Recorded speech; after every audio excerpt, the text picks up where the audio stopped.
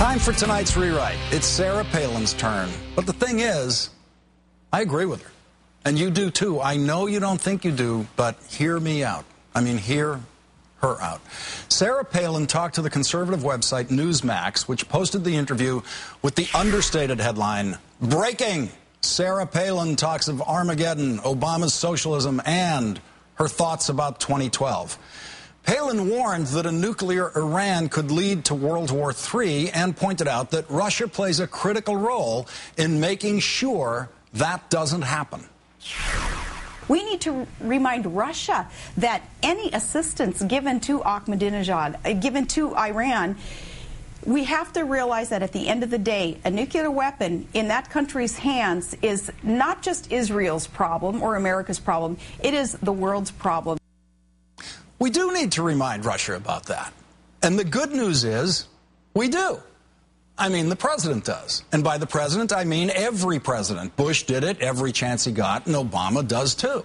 So Sarah Palin is right on this one. Not exactly original, but she is right. And when Palin's right, Newsmax is right to present it as breaking news.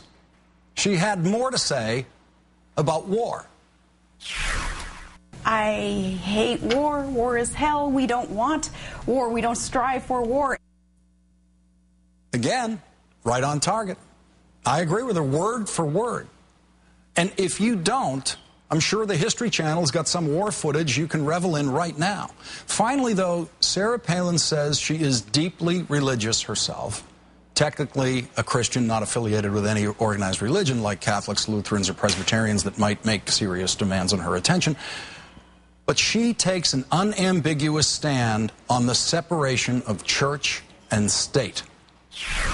Americans will never stand for Sharia law being the law of the land. Americans will not stand for this because Americans are smart enough to know Sharia law, if that were to be adopted, allowed to govern in our country, it will be the downfall of America. And too many Americans are onto this already and are starting to rise up and send that message to our federal officials and say, no, we will not put up with any hint of Sharia law being any sort of law of the land.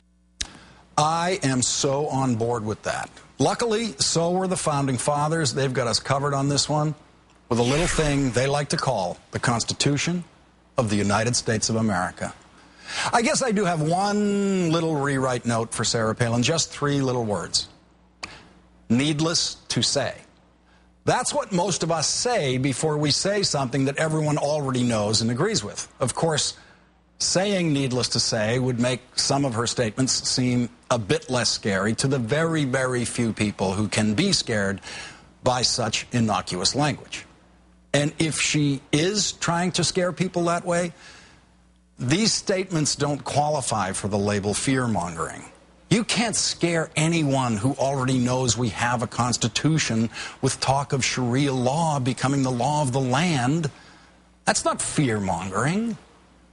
That's moron-mongering.